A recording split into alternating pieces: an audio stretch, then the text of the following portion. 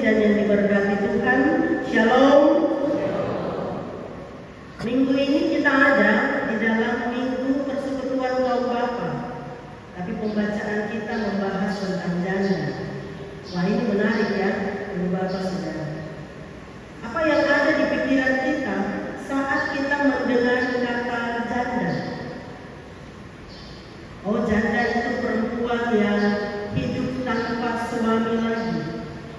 Entahkah suaminya meninggal dunia atau suami meninggalkan perempuan itu pergi darinya. Ada janda kembang, janda cantik yang secara fisik masih menarik dan karena itu penuh pesona. Ada janda muda, masih muda tapi sudah berstatus janda. Ada janda kaya, janda tetapi dapat warisan dari suami, dari keluarga besar, jadi hidup berlimpah kekayaan. Di antara kita ini juga ada mama-mama janda yang sedang ibadah. Ibu bapak saudara jemaat Tuhan, dalam bacaan ini kita bertemu dengan janda yang miskin. Tapi ini bukan sekedar kisah tentang janda. Ini sebuah kisah tentang ketulusan hati. Bagaimana Tuhan melihat hati yang tulus dan bukan jumlah yang diberikan. Tuhan melihat kedalaman kasih dan bukan penampilan dari luar atau status. Nah, tema kita dari bacaan ini adalah memberi dengan hati yang tulus. Ibu bapak saudara, ini sebuah bacaan yang tidak asing lagi untuk kita. Dari sekolah minggu, bacaan ini sudah sangat familiar. Suatu ketika Yesus ada di dalam bait Allah. Ia mengajar. Dalam pasal perikop sebelum bacaan kita, ia menegur para pemimpin agama yang selalu tampil begitu terhormat, tetapi bersikap tidak adil terhadap janda-janda. Di bait Allah itu, Yesus duduk dan memperhatikan dengan seksama orang-orang yang datang dan memasukkan uang pada peti persembahan. Yesus bukan hanya melihat sekedar lihat, tapi memperhatikan dengan seksama. Bukan hanya melihat apa yang tampak di luar, tapi Yesus tahu apa yang ada di dalam hati. Yesus kenal setiap pribadi. Yesus tahu motivasi hati. Yesus mengetahui apa yang disembunyikan, yang tersembunyi di dalam hati setiap orang. Nah, di bait Allah itu ada banyak orang kaya yang datang. Disebutkan bahwa mereka memberi, memasukkan persembahan pada peti dalam jumlah yang besar. Ibu bapak saudara, di bait Allah peti persembahan namanya sofaro.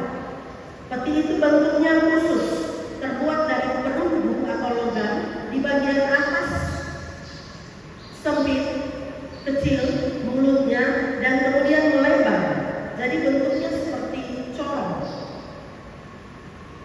Nah, biasanya orang datang membawa persembahan uang logam, dan ketika buang taruh di dalam peti persembahan itu, maka ada bunyi gemerincing dari uang logam yang jatuh ke dalam peti atau wadah logam itu. Dan bunyi itu semakin banyak tentu akan menarik perhatian dari orang-orang lain di dalam bait Allah itu. Nah, orang-orang kaya yang memberi banyak, mereka juga beroleh banyak pujian, banyak perhatian dari orang-orang yang datang di bait Allah. Saat mereka taruh di dalam peti persembahan dan bunyi gemerincing itu nyaring terdengar. Lalu ada seorang janda yang miskin.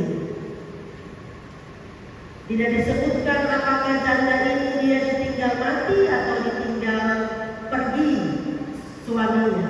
Apakah dia berstatus janda karena cerai mati ataukah karena cerai hidup. Yang jelas dia hidup tanpa suami. Di Israel, ibu bapak saudara, perempuan itu sangat bergantung pada laki-laki. Seorang anak perempuan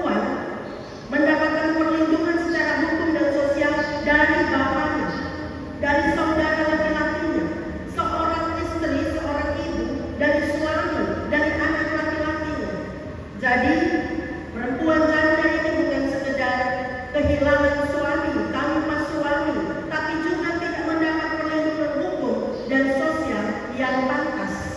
Sebab itu di Israel masa itu para janda diperlakukan tidak adil.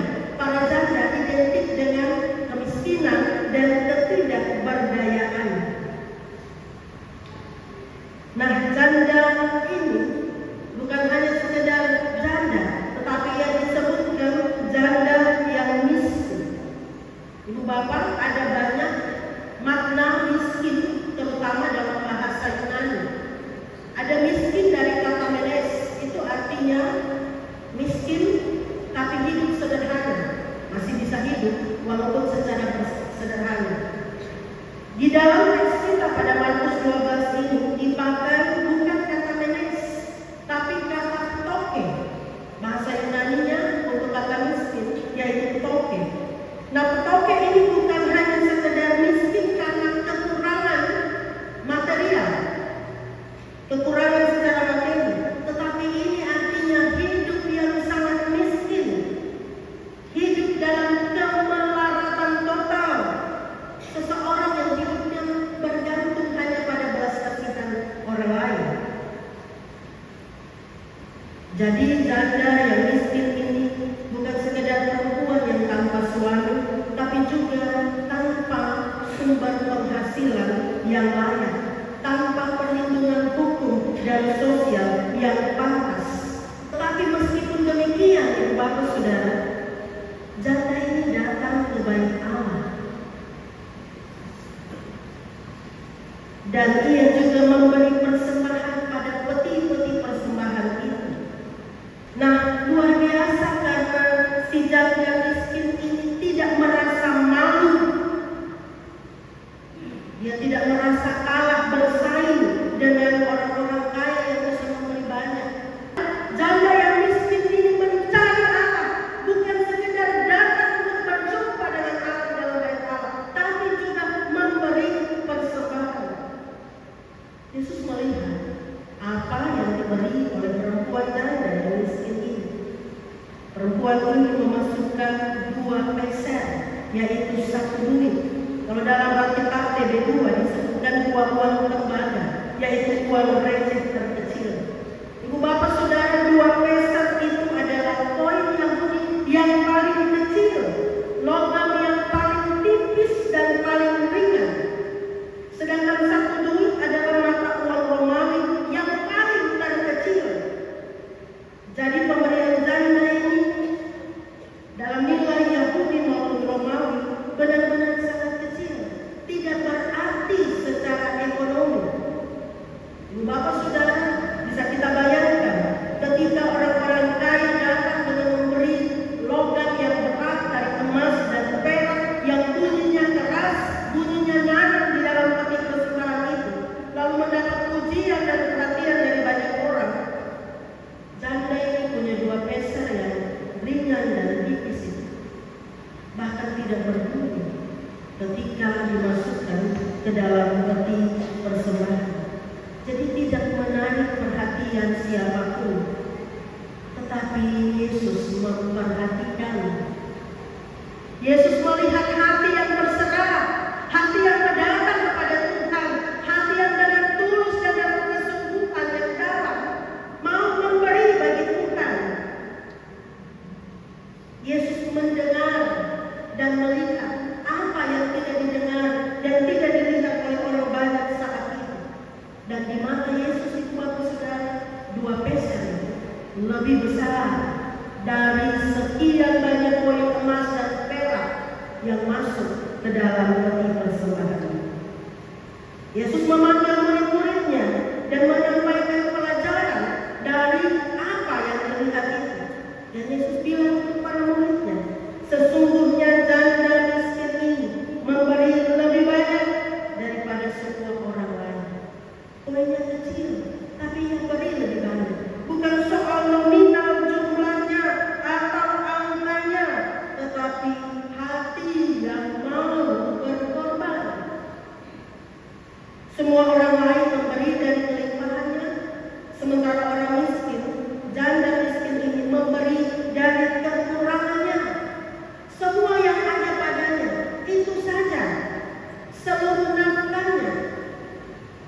Bapak Saudara, memberi dari kelimpahan berarti memberi sebagian kecil dari apa yang banyak, apa yang besar, dan apa yang dikasih itu tak berasa apa-apa.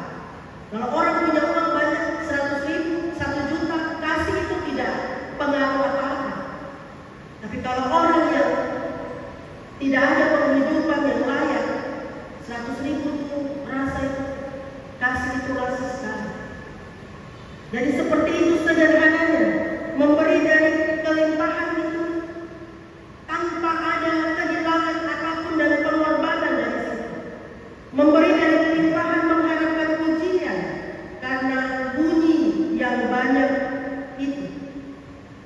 Sementara memberi dari kekurangan itu memberi walaupun tidak cukup. Memberi dengan pengorbanan yang besar. Dan itu yang dilakukan si janda miskin. Memberi dari seluruh nafkahnya, mengorbankan seluruh kebutuhan hidupnya di hari esok. Dan dia memberi semuanya yang Bapak Saudara.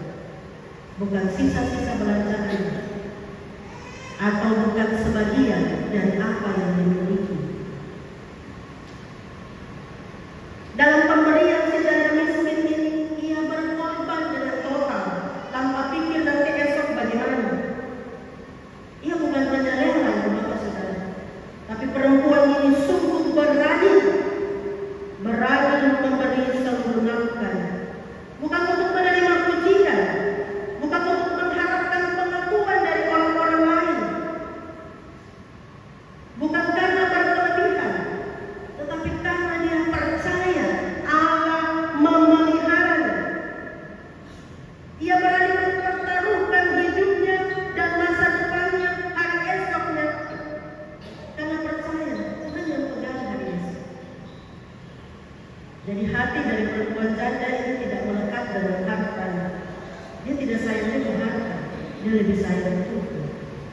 Dia tidak hitung-hitungan dengan Tuhan. Dia bersandar penuh kepada Tuhan. Dan Ibu Bapak Saudara, Yesus melihat ketulusan dan kesungguhan hati dari perempuan janda ini. Yesus juga lihat ketulusan dan kesungguhan hati kita semua. Bagaimana kita memberi persembahan selama ini? Dari sisa belanjaan, hitung-hitungan dengan Tuhan? Bagaimana kita memberi persembahan selama ini? Apa yang kita prioritaskan? Apakah persembahan atau pulsa data? Persembahan atau uang rokok? Persembahan atau uang skincare? Uang untuk beli baju dan lain sebagainya? Mana yang menjadi prioritas kita? Ataukah kita mau memberi banyak kalau kita juga punya berkat banyak, hanya punya berkat berlebih?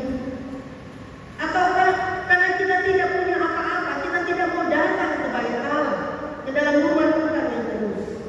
Ibu Bapak Saudara, firman Tuhan ini memberi pesan dan pelajaran penting untuk kita. Jangan takut dipandang rendah oleh manusia, karena Tuhan melihat hati. Jangan tunggu lebih dulu baru kasih. Jangan hanya mau terima saja dari Tuhan, tapi untuk beri hitung-hitung. Mari memberi kepada Tuhan dengan ketulusan dan kesungguhan. Karena Yesus melihat hati. Kalau Tuhan kasih berkat lebih, jangan tanggung-tanggung juga berkorban bagi Tuhan. Karena Tuhan sudah berkorban, memberi totalitas kehidupannya. Ia Yesus yang mati untuk kita, memberi seluruh hidupnya bagi kita. Pengorbanan Yesus bukan setengah-setengah.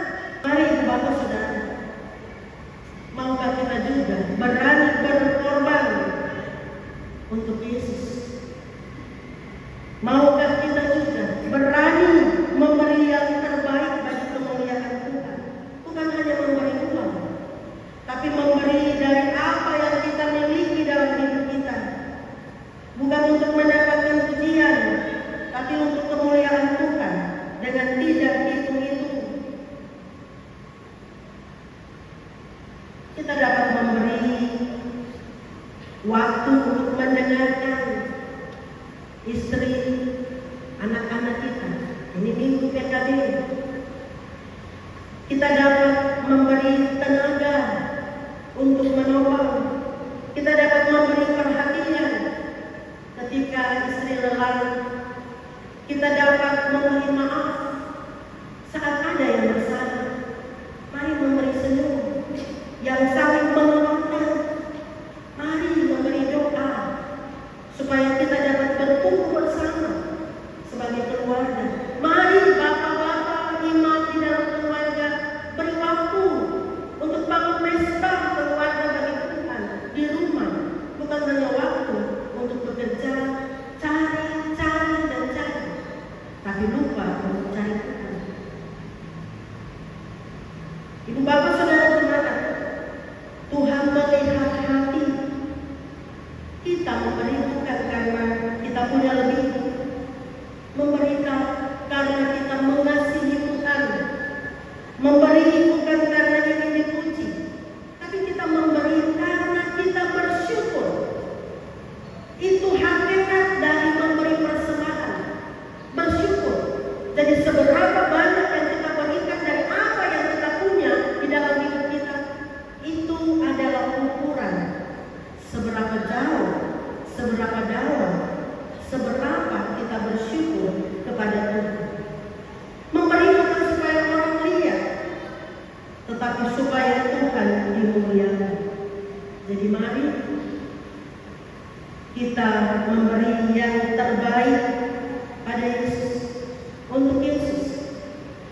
Uang kita, waktu kita, talenta kita, kerja kita, pelayanan kita, tapi juga hidup kita untuk hormat dan kemuliaan nama Tuhan. Tuhan memberkati kita dengan firman. Amin.